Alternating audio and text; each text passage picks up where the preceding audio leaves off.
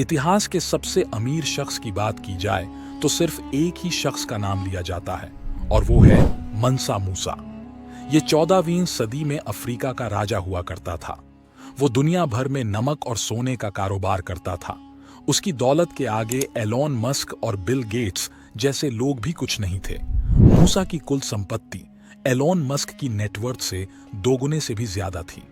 Africa के जंगलों में रहने वाले माली साम्राज्य के राजा मंसा मूसा ने करीब 1312 से 1337 तक शासन किया। उस दौर में यूरोप में भूखमरी फैली हुई थी और सिविल वॉर का दौर था, लेकिन कई अफ्रीकी साम्राज्य फल फूल रहे थे। सेलिब्रिटी नेटवर्थ वेबसाइट की रिपोर्ट के मुताबिक मूसा के पास उस वक्त 27,34,200 करोड़ की दौलत थी।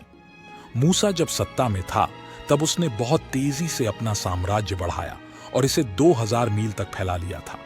मॉडर्न दौर में मॉरिटेनिया, सेनेगल, जाम्बिया, गिनी, बुर्किना फासो, माली, नाइजर, नाइजीरिया और चाड के नाम से पहचाने जाने वाले देश मूसा के साम्राज्य का हिस्सा थे, यानी आधे से ज्यादा अफ्रीका महाद्वीप पर राज।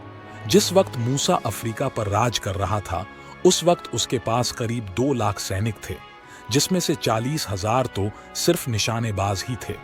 मूसा का नमक और सोने का कारोबार था। उसके दौर में माली दुनिया भर में सोने का सबसे बड़ा प्रोड्यूसर देश था। मूसा की लाइफ पर एनिमेशन क्लिप तैयार करने वाली जेसिका स्मिथ के मुताबिक घूमने फिरने में मूसा ने जितना खर्च किया उतनी दौलत शायद ही कोई खर्च करे। उसकी तरह दौलत लुटाना भी आसान नहीं था। काफी समय तक दुनिया को अफ्रीकी राजा की असल दौलत का अंदाजा नहीं था। दुनिया उसकी दौलत से तब वाकिफ हुई जब उसने 1324 में 4000 मील की मक्का की यात्रा की। वो काहिरा होते हुए मदीना और फिर मक्का पहुंचा था और इस दौरान उसने बेइंतहा दौलत लुटाई।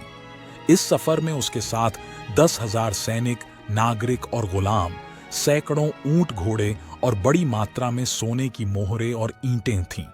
मक्का की यात्रा के दौरान मूसा रास्ते में जनता को सोना बांटता जा रहा था। अपने सफर के दौरान वो मिस्र की राजधानी काहिरा में भी रुका था। इस दौरान मूसा ने वहां के गरीबों पर भी खूब दौलत लुटाई, जिसका असर ये हुआ था कि अचानक वहां सोने की कीमत गिर गई है और मिस्र में करेंसी क्राइसिस खड़ा हो गया। देश को इस हालात से उबरने में 1 साल लग गए थे।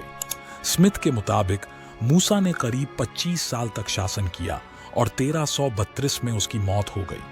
इसके बाद उसकी सत्ता बेटे मंसा मेघन ने संभाली। हालांकि आगे की पीढ़ी उसका कारोबार ढंग से नहीं संभाल पाई।